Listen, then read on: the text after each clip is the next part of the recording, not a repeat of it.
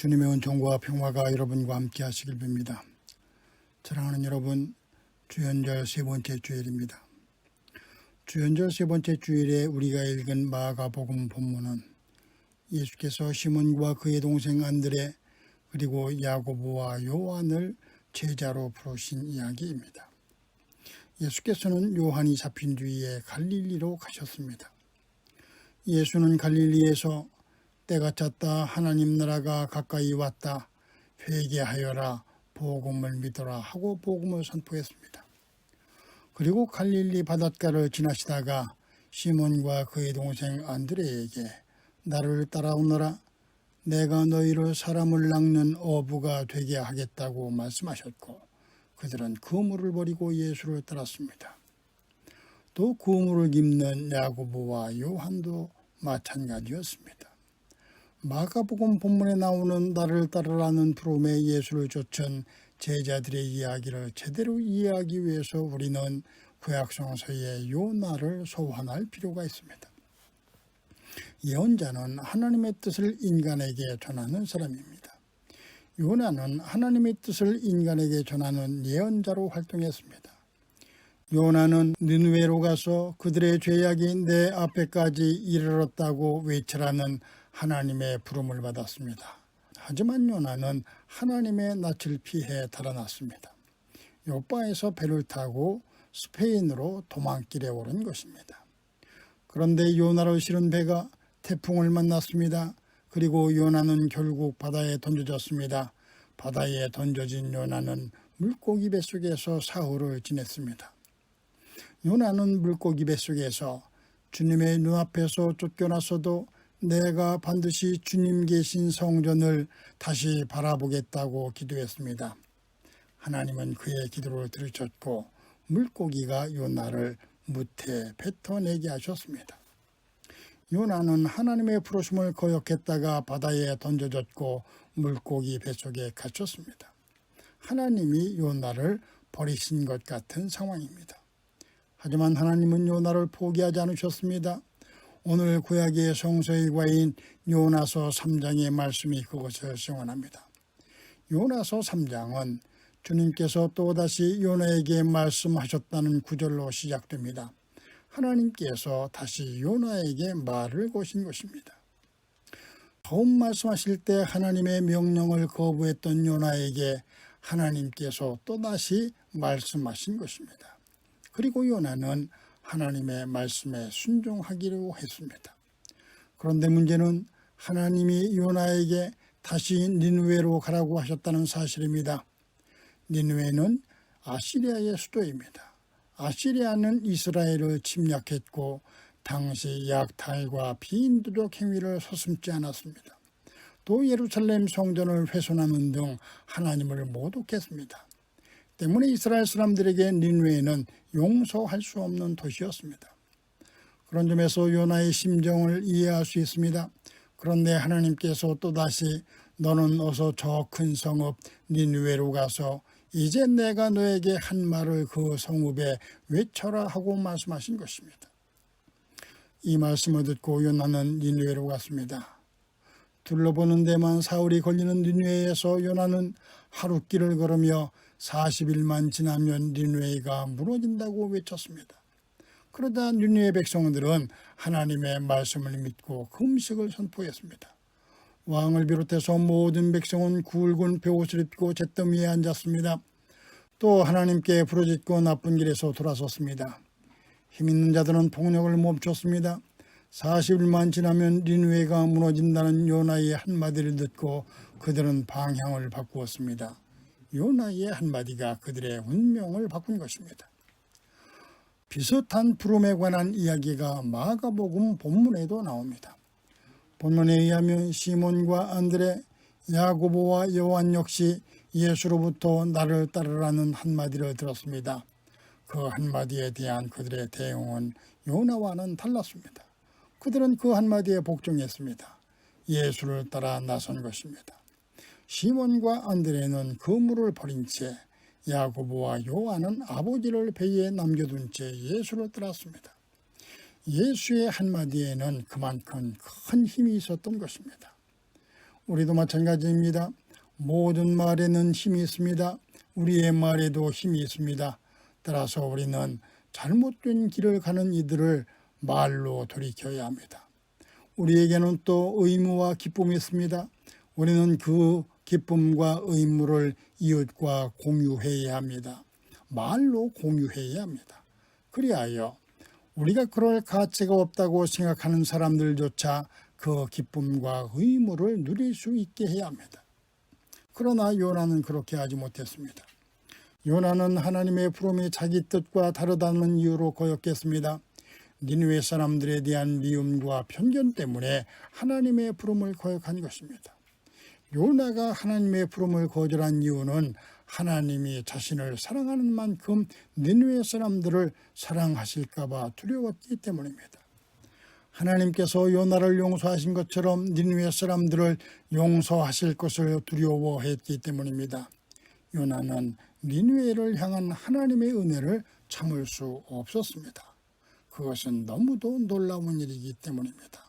너무도 포용적이기 때문입니다. 너무도 너그러운 행동이기 때문입니다. 그래서 요나는 하나님의 낯을 피해 달아나려고 한 것입니다. 그러나 시몬과 안드레, 야고보와 요한은 달랐습니다. 예수는 이들에게 나를 따라오너라, 내가 너희를 사람을 낚는 어부가 되게 하겠다고 하셨습니다. 그리고 그들은 예수를 따랐습니다. 이후 이들의 삶은 완전히 달라졌습니다. 이것이 따름입니다. 예수를 따른다는 것은 가던 길을 돌이켜서 예수와 동행하는 것입니다. 자신의 목표를 버리고 예수의 목표를 내 목표로 삼는 것입니다. 본문의 제자들이 어부의 길을 버리고 예수를 따랐던 것처럼 말입니다. 고기를 잡는 어부라는 목표를 버리고 사람을 낚는 어부가 되기로 결심한 것처럼 말입니다. 사랑하는 여러분, 요나와 본문의 제자들이 그랬듯이 우리는 종종 나를 따르라는 부르심 앞에 서게 됩니다. 요나와 제자들을 부르신 주님께서 우리도 부르시기 때문입니다. 바로 이때 우리는 요나의 길과 본문에 나오는 제자의 길 중에서 하나를 선택해야 합니다. 그리고 우리의 선택에 따라 우리의 생은 완전히 달라집니다. 사랑하는 여러분, 우리는 지금 나를 따르라는 주님의 부름 앞에 서 있습니다. 주님이 부르시는 길은 평탄한 길이 아닙니다. 결코 쉬운 길도 아닙니다. 그 길은 십자가의 길입니다. 비움의 길인 동시에 모든 것을 내려놓아야 하는 길입니다. 하지만 값비싼 은혜의 길입니다. 독일의 신학자 보네포는 그의 책 나를 따르라에서 값싼 은혜를 비판했습니다. 보네포에 의하면 독일 교회는 나치 아래에서 하나님의 은혜를 싸구려로 만들었습니다. 싸구려 은혜는 죄에 대한 고백이 없는 성만찬입니다. 죄에 대한 회개 없이 용서받을 수 있다고 하는 설교입니다. 예식을 무시한 세례입니다. 회개가 없는 면죄의 확신입니다. 싸구려 은혜는 그리스도를 본받음이 없는 은혜입니다. 십자가 없는 은혜입니다. 사람의 되신 예수 그리스도를 무시하는 은혜입니다. 한마디로 말하면 제자로서의 삶이 없는 신앙입니다. 제자로서의 삶이 없는 은혜는 값싼 은혜, 싸구려 은혜, 값싼 신앙, 싸구려 신앙에 불과하다는 것입니다. 반면 값비싼 은혜는 죄에 대해서는 잘못된 것이라고 꾸짖습니다. 하지만 죄인에 대해서는 의롭다고 여깁니다. 죄가 아니라 죄인을 용납합니다. 보네포에 의하면 값비싼 은혜가 예수를 따르는 제자의 윤리적 삶을 가능하게 합니다.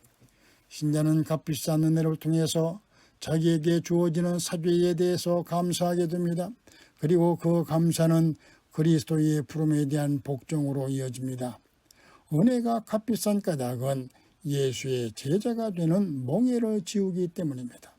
그 멍에가 은혜인 이유는 예수가 나의 멍에는 부드럽고 나의 짐은 가볍다고 말씀하셨기 때문입니다.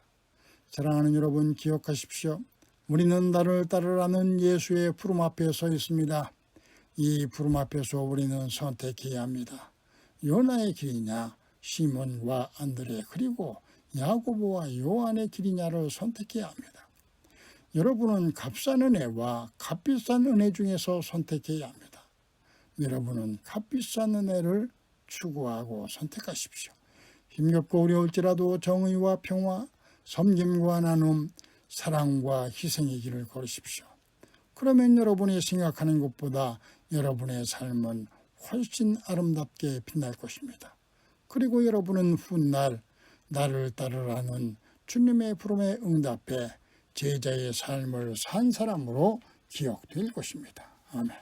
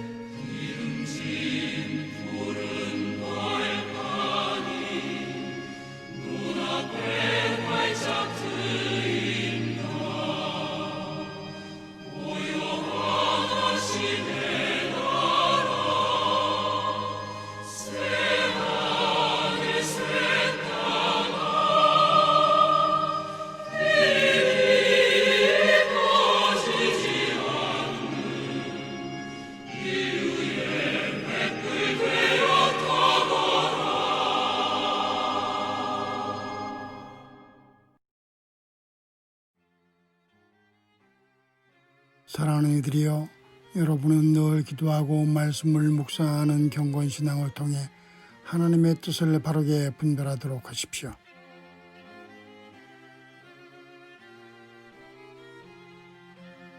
서로 섬기고 나누는 생활신앙을 실천함으로 우리의 모범이신 예수 그리스도를 닮아가십시오.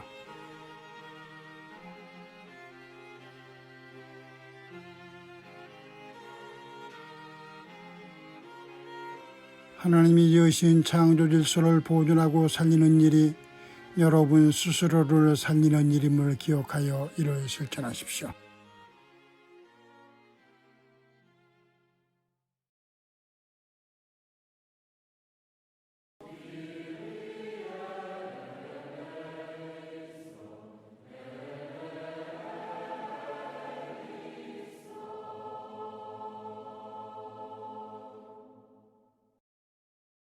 이제는 우리 주 예수 그리스도의 은혜와 하나님 아버지의 크신 사랑과 성령의 인도하심이 힘겨운 시대를 살아가는 우리 모두, 특별히 이 땅에 약하고 가난한 사람들의 머리 위에 이제부터 영원토록 함께 계실지어다. 아멘.